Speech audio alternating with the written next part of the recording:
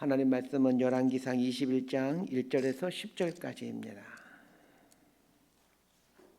열왕기상 21장 1절에서 10절까지 말씀 번갈아 가며 읽습니다. 제가 먼저 읽겠습니다.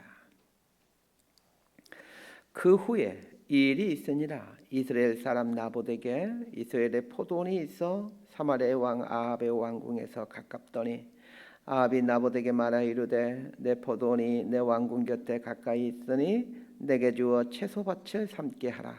내가 그 대신에 그보다 더 아름다운 포도원을 내게 줄 것이요 만일 내가 좋게 여기면 그 값을 돈으로 내게 주리라. 나봇이 아합에게 말하되 내 조상의 유산을 왕에게 주기를 여호와께서 금하실지로다 하니 이스라엘 사람 나봇이 아합에게 대답하여 이르기를 내 조상의 유산을 왕께 줄 수 없다 하므로 아합이 근심하고 답답하여 왕궁으로 돌아와 침상에 누워 얼굴을 돌리고 식사를 아니하니 그의 아내 이세벨이 그에게 나와 이르되 왕의 마음에 무엇을 근심하여 식사를 아니하나이까. 왕이 그에게 이르되 내가 이스라엘 사람 나봇에게 말하 이르기를 내 포도원을 내게 주되 돈으로 바꾸거나 만일 내가 좋아하면 내가 그 대신에 포도원을 내게 주리라 한즉 그가 대답하기를 내가 내 포도원을 내게 주지 아니하겠노라 하기 때문이로다. 그의 아내 이세벨이 그에게 이르되 왕이 지금 이스라엘 나라를 다스리시나이까. 일어나 식사를 하시고 마음을 즐겁게 하소서. 내가 이스라엘 사람 나봇의 포도원을 왕께 드리리이다 하고 아합의 이름으로 편지를 쓰고 그인을 치고 봉하여 그의 성읍에서 나봇과 함께 사는 장로와 귀족들에게 보내니 9절 10절 함께 읽습니다. 그 편지 사연에 이르기를 금식을 선포하고 나봇을 백성 가운데 높이 앉힌 후에 불량자 두 사람을 그의 앞에 마주 앉히고 그에 대하여 증거하기를 내가 하나님과 왕을 저주하였다 하게 하고 곧 그를 끌고 나가서 돌로 쳐 죽이라 하였더라. 아멘. 오늘 본문은 아합 왕이 얼마나 악한 사람인가를 말해주는 본문입니다. 더 나아가 악한 아합 왕을 하나님께서 어떻게 심판해 가고 계시는가를 보여주고 있습니다. 악은 잘한다는 특징이 있습니다. 또한 악은 전염성이 아주 강합니다. 그래서 악을 방치하면 안 됩니다. 하나님이 악을 심판하신 이유가 이런 악의 속성들 때문입니다. 하나님 우리가 스스로 악을 끊기를 원하시기에 기다리고 또 기다려 주십니다.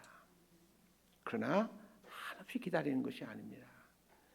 끝까지 악을 행하면 반드시 심판하시게 됩니다. 아합이 아람의 베나닷 왕을 사로잡았다가 풀어주고 전쟁에서 돌아오게 되었습니다. 이것 때문에 하나님의 선지자로부터 아합 당신이 곧 죽게 될 것이다 라는 경고를 받게 되죠.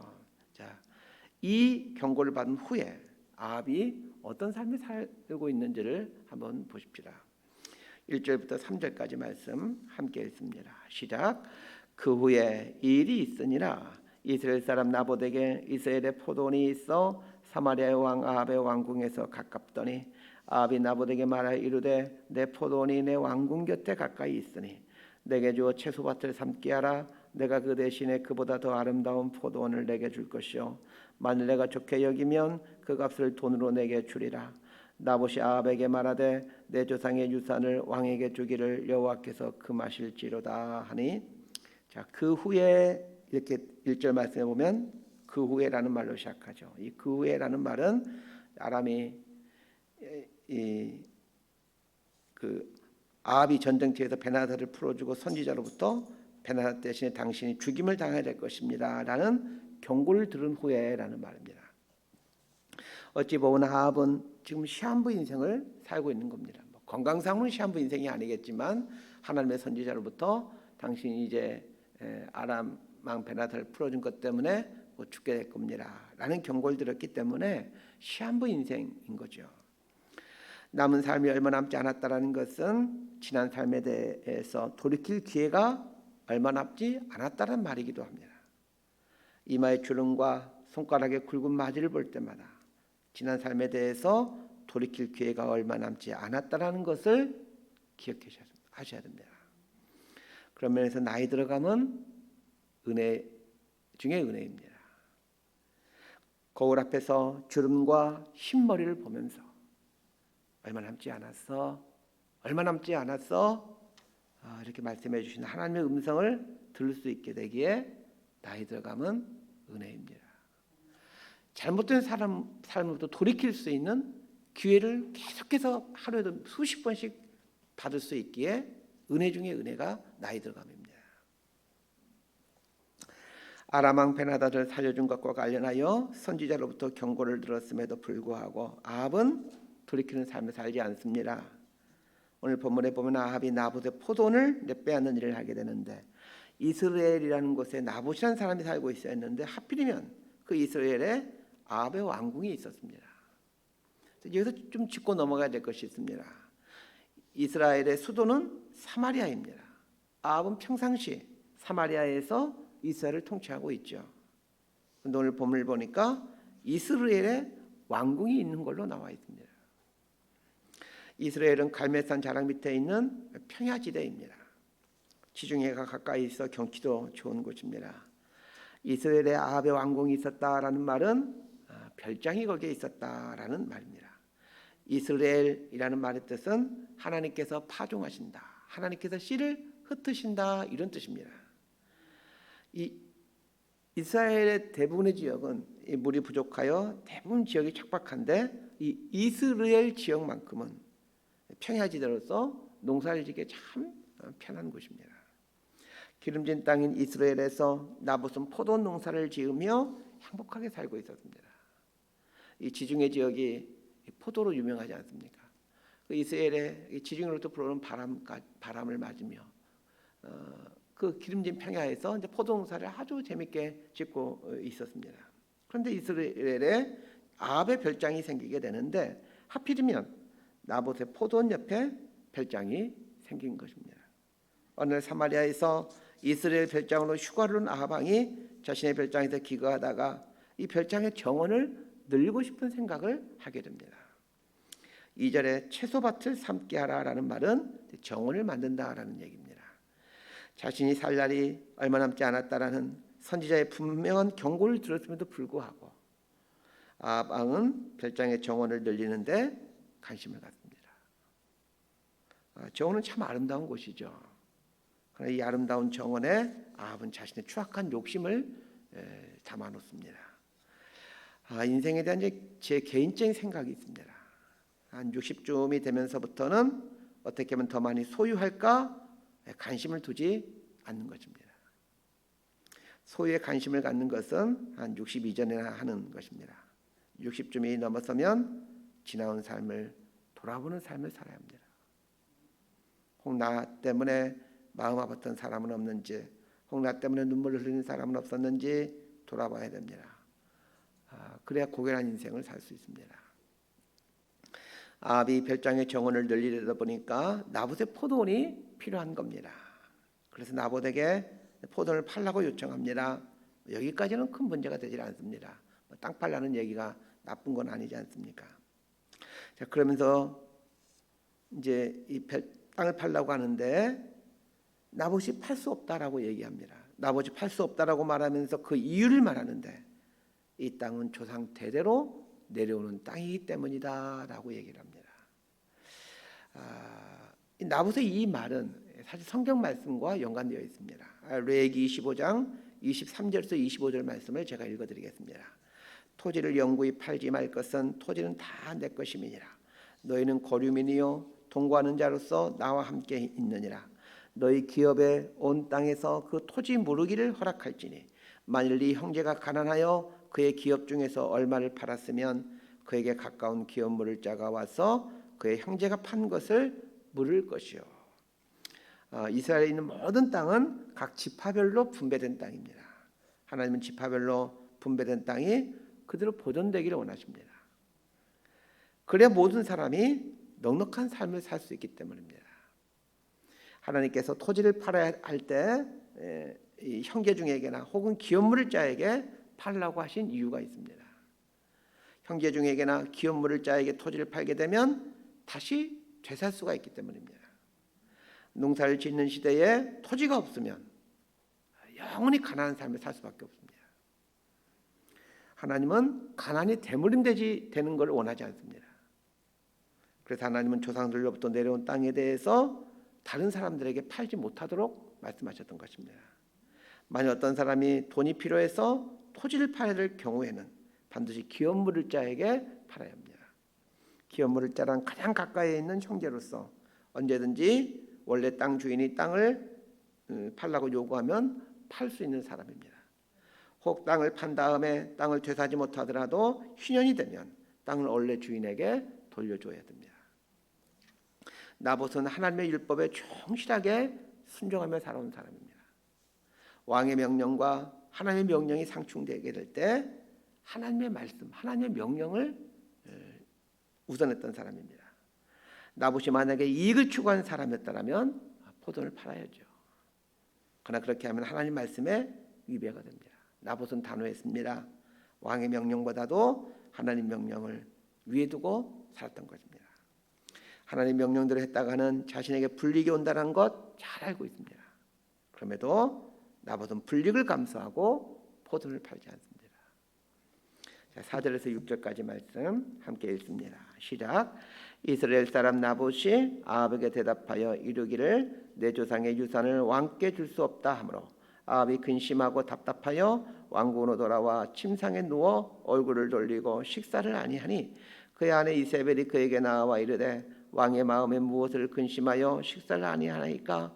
왕이 그에게 이르되 내가 이스라엘 사람 나봇에게 말하여 이르기를 내 포도원을 내게 주되 돈으로 바꾸거나 만일 내가 좋아하면 내가 그 대신에 포도원을 내게 주리라 한즉 그가 대답하기를 내가 내 포도원을 내게 주지 아니하겠노라 하기 때문이로다. 나봇이 포도원을 팔 수 없다고 하자 아합이 밥맛이 없어지고 이제 근심하게 됩니다. 그래서 그의 아내 이세벨이 이걸 보고는 이유를 묻게 되고 아합은 자초지종을 얘기를 합니다. 이 아합이라는 사람을 보면 참 재밌는 사람입니다. 아합은 원했던 포도원을 소유하지 못하자 식음을 전폐합니다. 원하는 포도원을 사지 못한다고 밥까지 안 먹을 일은 아닌 것 같은데 어린아이 같은 아주 유치한 사람입니다. 이세벨은 어린아이 같은 아합을 뒤에서 조종하면서 자신이 실질적인 이스라엘의 통치자로 살았던 사람입니다. 우리 7절에서 10절까지 말씀 함께 읽습니다. 시작. 그의 아내 이세벨이 그에게 이르되 왕이 지금 이스라엘 나라를 다스리시나이까? 일어나 식사를 하시고 마음을 즐겁게 하소서.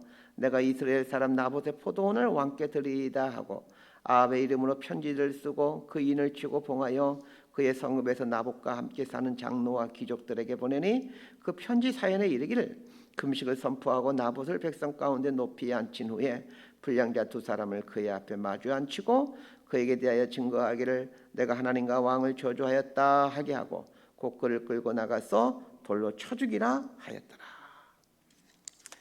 이세벨이 아합에게 내가 나봇의 포도원을 당신에게 드리겠으니 가만히 있으라고 얘기를 합니다. 그리고는 계략을 꾸밉니다. 아합의 도장을 찍어서 문서를 만드는데 그 문서는 이제 이스라엘에 살고 있는 장로와 귀족들에게 보내는 문서입니다. 그 문서 내용을 봤더니 이스라엘 지역에 이제 금식을 선포하는 것이었는데 금식을 선포한 이유가 뭐냐면 나봇이라는 사람이 하나님과 왕에게 큰 죄를 지어서 그렇게 이스라엘 지역이 이제 금식을 회개해야 된다라는 그런 내용이었습니다. 그런 두 명의 불량배를 매수해서 나봇을 고발하게 해서 위증을 하도록 하죠. 이렇게 해서 나봇을 돌로 쳐 죽이게 되는 겁니다. 그런데 참 재미있는 것이 있습니다. 바알과 아스라 우상을 섬기는 이세벨이 그 흠이 없는 나봇에게 죄를 뒤집어 씌우는데 하나님을 저주했다라는 죄를 뒤집어 씌우더라는 것입니다. 그렇게 함으로 이세벨은 자신이 하나님을 잘 섬기고 있는 사람처럼 위장하고 있더라는 겁니다. 얼마나 기가 막힌 일입니까? 하나님을 대적하며 살아가는 이세벨이 나봇을 죽이려 하는데 나봇에게 하나님을 저주했다라는 죄를 뒤집어서 씌워서 죽이더라는 것입니다.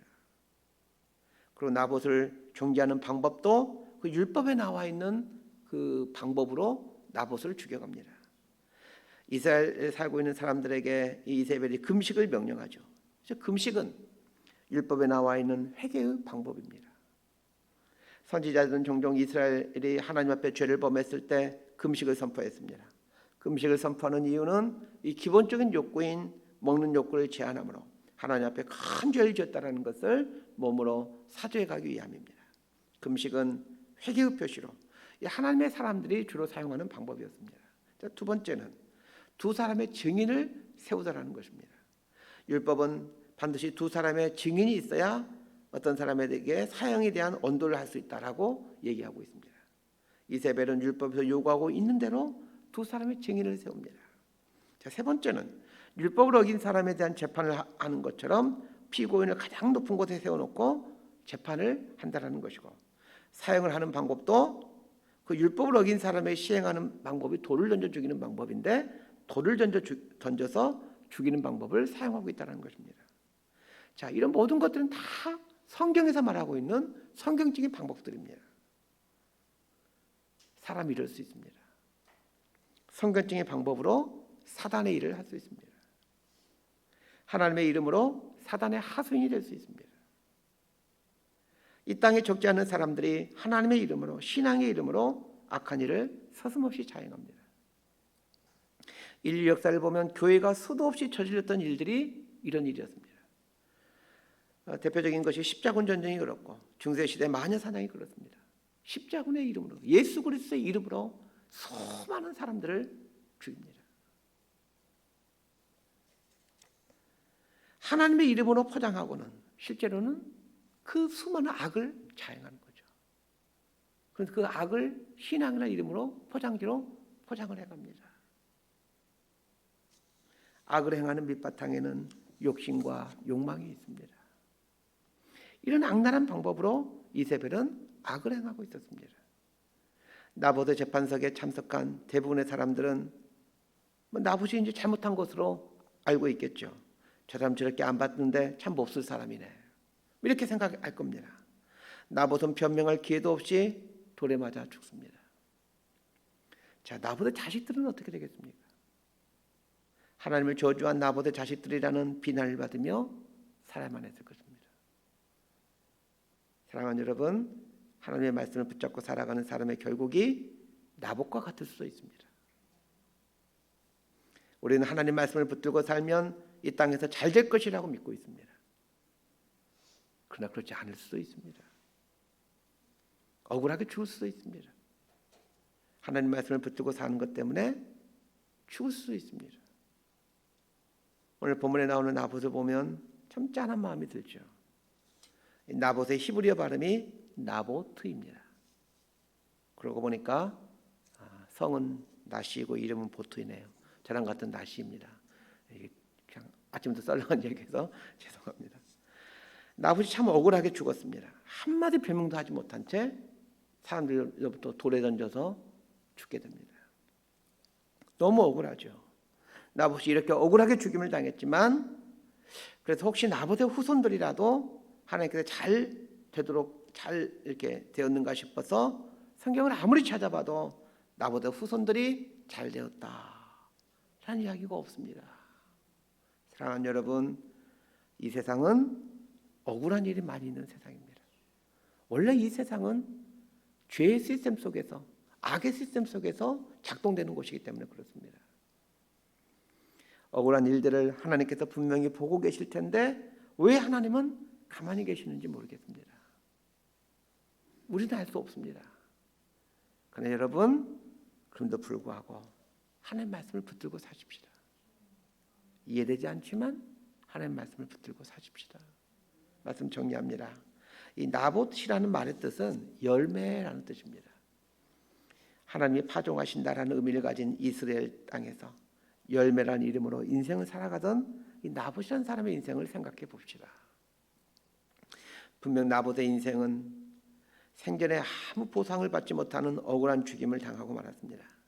그러나 오늘 우리에게 나봇의 이야기는 억울한 일이 많이 있는 세상이지만 이런 세상에 살면서도 하나님 말씀을 붙들고 살아가는 것이 옳은 길이라는 것을 말해주고 있습니다. 이 땅에서는 보상받지 못할 수도 있습니다. 이 땅에서는 억울함이 해결되지 못할 수도 있습니다. 그런데도 불구하고 하나님의 방법을 선택하며 살아가십시다. 왕의 명령 앞에서도 하나님의 율법을 위에 둘 줄 아는 믿음을 가졌던 나봇처럼 말입니다. 이 나봇이라는 말이 열매라는 뜻이라고 말씀드렸죠.